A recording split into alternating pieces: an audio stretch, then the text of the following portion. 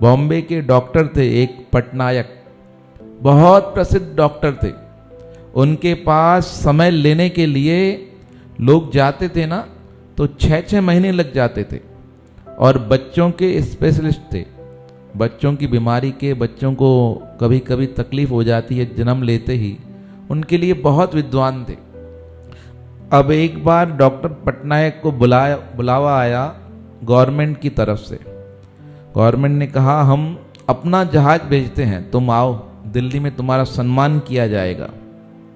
अब बॉम्बे से जहाज उड़ा, अब उसे मुंबई बोलते हैं, तो अब मुंबई से जहाज उड़ा। मौसम इतना खराब कि जहाज उड़ तो गया, अब वापस ना बॉम्बे आ सके ना दिल्ली की तरफ जा सके। तो जहाज को डाइवर्ट करना पड़ा और कहाँ उतार दिया उन्हें? पुणे की तरफ। अब पुणे के तरफ उतरा तो इन्होंने प्रयास किया कि मुझे कोई ट्रेन मिल जाए दिल्ली जाने के लिए, टाइम से पहुंचना है, गवर्नमेंट का बुलावा आया है। अब बहुत प्रयास किया, ट्रेन भी नहीं मिले। बस का सोचा, बस में कभी बैठे ही नहीं थे, इतने बड़े डॉक्टर कभी चढ़े ही नहीं थे। कहा बस में बैठ नहीं सकता, पर बस का फिर भी पूछा, ना बस का साधन मिला। आसपास के लोगों से पूछा कहाँ से जा सकता हूँ, तो उन्होंने कहा एक ही उपाय है, राजधानी निकलती है बॉम्बे से, कहाँ जाती है? दिल्ली। और बरसात में ट्रेन फिर भी चलती है, पता कराया उन्होंने, तो उन्होंने पुणे से उतर कर कार बुक हो गई। दिल्ली फ़ोन लगाकर कहा कि हो सकता है मुझे आने में समय लग जाए, पर मैं पहुंच जाऊंगा, प्रयास करूंगा। उन्होंने कहा कैसे भी करके पहुंचो, प्रधानमंत्री का बुलावा है। अब उन्होंने प्रयास तो किया, पुणे से निकले। अब पुणे से कार बुक कराई और रास्ते पे घनघोर बरसात होने लगी। तो पुणे के नज़दीक इतना कोहरा होने लगा, बीच में लोनावाला आता है, खंडाला आता है रास्ते पे। कहा पुणे से निकले, उस समय मार्ग पक्के नहीं थे। कहा लोनावाला खंडाला के बीच में हमारी गाड़ी चल ही नहीं पा रही थी, बिल्कुल नहीं चल पा रही थी।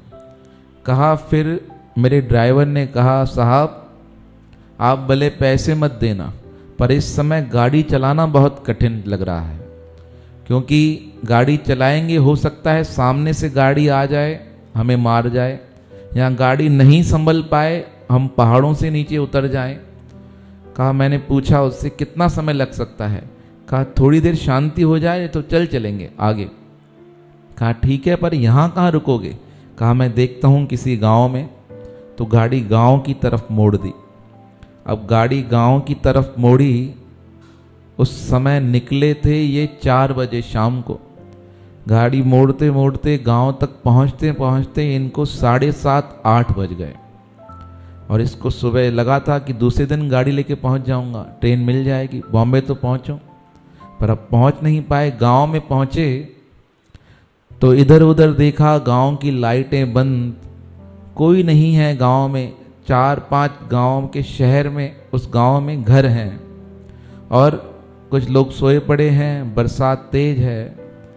इन्होंने देखा एक स्थान पर लाइट जल रही है और एक वृद्ध माता बैठी है वहां पर। ड्राइवर ने गाड़ी रोकी उस वृद्ध माता के घर और डॉक्टर को बोला, पटनायक को, कि आप चले जाइए अंदर, मैं कार में बैठ जाता हूँ। अब पटनायक जी कार से उतरे और उतरकर उस माता जी से कहा, देखो कितने बड़े डॉक्टर, और कहाँ भगवान ने अंजल लिखा है, कहाँ खिलाना है। कहते हैं मैंने कहा उससे, माता जी थोड़ी देर यहाँ रात बितानी है, बिता सकता हूँ? माता ने कहा बेटा भले बिता दो, तुम राहगीर हो और अच्छे लग रहे हो, भले बैठ जाओ। कहा मैं बैठ गया वहाँ पर। कहा मैं नास्तिक कट्टर, क्योंकि मुझे लगता था कि मैं डॉक्टर हूँ, मैं क्या हूँ, मैं खुद ही भगवान हूँ, मैं इलाज करता हूँ सबका, मैं ही भगवान हूँ।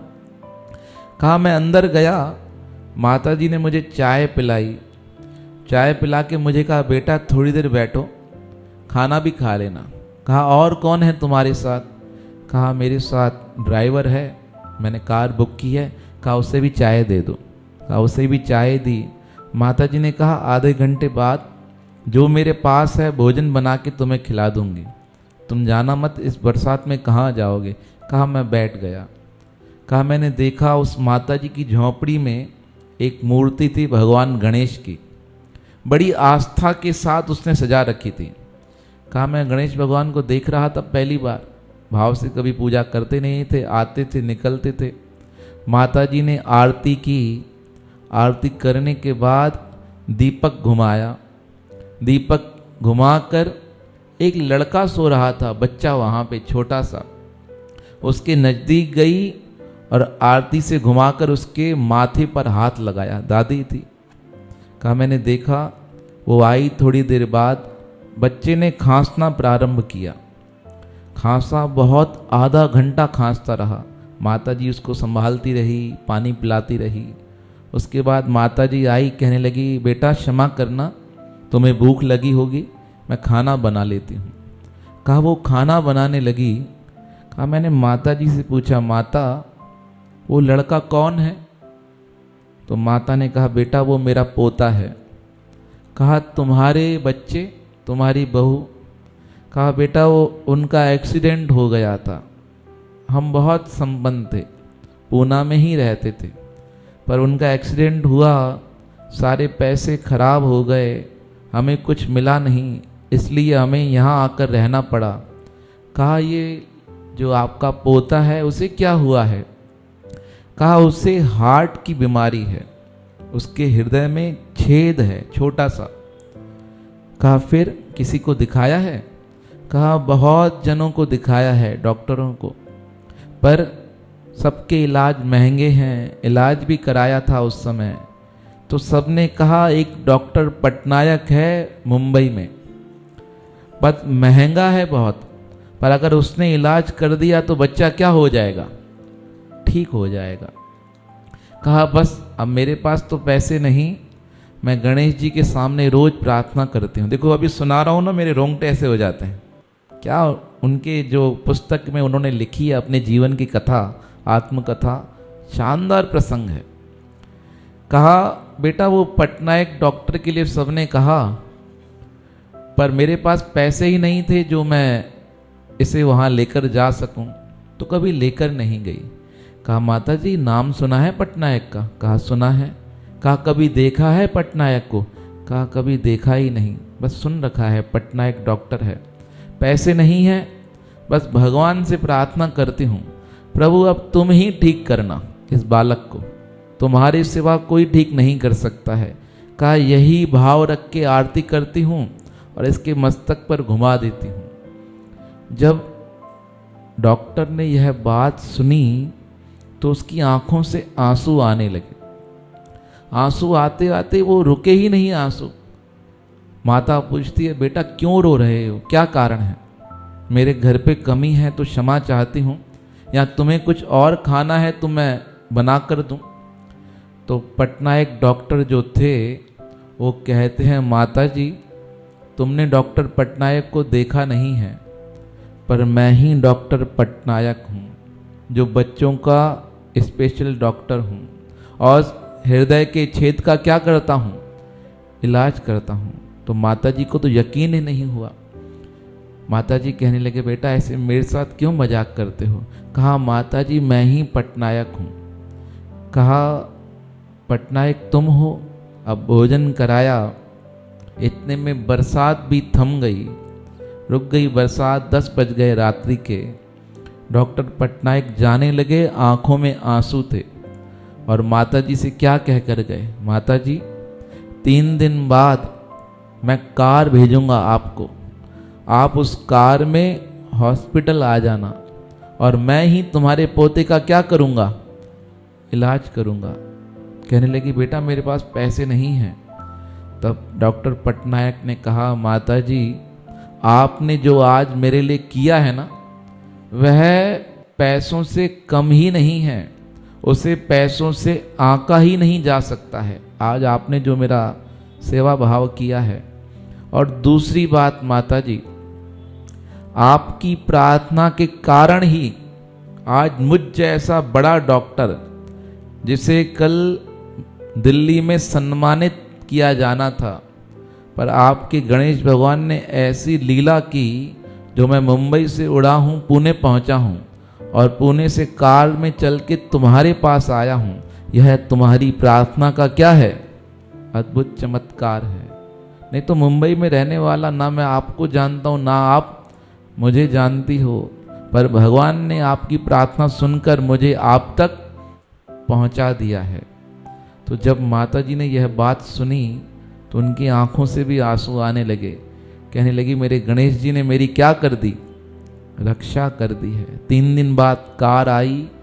कार पोता और दादी को लेकर पटनायक के हॉस्पिटल में पहुंची।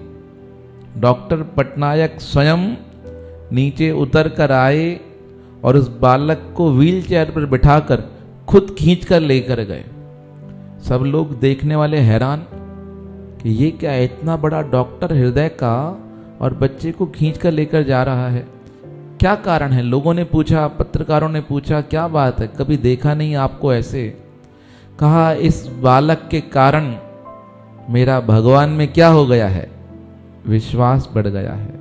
मैंने सुना था चमत्कार होते हैं, पर इसके जीवन की घटना को देखकर मुझे यकीन हो गया, आस्था पक्की है, प्रार्थना सच्ची है तो जीवन में चमत्कार स्वतः हो जाते हैं। तो उन्होंने सारा वृतांत कहकर सुनाया अखबार में। अखबारों में डॉक्टर पटनायक की यह घटना प्रकाशित की गई। लोगों को जहाँ तक हुआ बताया गया कि प्रार्थना की शक्ति क्या है। अगर भगवान के समक्ष प्रार्थना की जाए भाव से, तो नहीं होने वाले काम को भी परमात्मा स्वतः ही कर देते हैं। डॉक्टर पटनायक की यह कहानी जब उन्होंने लिखी और बताई, बहुत संत महापुरुष इस बात को बताते हैं, कैसे एक शहर में रहने वाले को प्रार्थना की शक्ति से भगवान ने कहाँ पहुँचा दिया? उस गांव में पहुँचाया, उस औरत से मिलाया, लड़के का इलाज हुआ, लड़का बिल्कुल सही हो गया और उस पटनायक के मन में भगवान के प्रति क्या हो गया?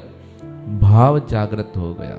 तो ऐसे इस प्रकार अगर प्रार्थना की जाए तो परमात्मा क्या करते हैं? उस प्रार्थना को स्वीकार कर लेते हैं, उस प्रार्थना के आधार पर जीव का कल्याण कर देते हैं। इसलिए हरदम जब मौका मिले भगवान के समक्ष बैठकर प्रार्थना करो, प्रभु भला करो। कुछ नहीं चाहिए तो इतना कहो, प्रभु दया कीजिएगा। ज़्यादा कुछ मांगना ही नहीं है। भगवान को हमसे ज़्यादा अच्छा पता है कि हमारे लिए क्या होने वाला है। कहते हैं किसी जंगल में पेड़ पर एक चिड़िया का घोंसला था। अचानक से तूफान आया, घोंसला उड़ गया, बच्चे तितर बितर हो गए। चिड़िया को रोना आ गया। भगवान को देखकर कहा, प्रभु इतना अन्याय कभी मैंने बुरा किया नहीं और आपने मेरा घोंसला उड़ा दिया, बच्चों को तितर बितर कर दिया। तब आकाशवाणी हुई, बेटा तुम्हारे घोंसले में सांप आने वाला था, वो सांप तुम्हारे बच्चों को खाने वाला था, पर तुम आस्थावान थी, इसलिए मैंने तूफान लाकर, हवा लाकर तुम्हारे घोंसलों को उड़ाकर तुम्हारे बच्चों की क्या की है? रक्षा की है। तो कभी कभी हमें बातें समझ नहीं आती, पर उस परमात्मा को कुछ और ही स्वीकार होता है, और जो परमात्मा को स्वीकार होता है वह जीव को स्वीकार हो जाए तो क्या होता है? जीव का कल्याण हो जाता है। कहे टेऊ बणे साई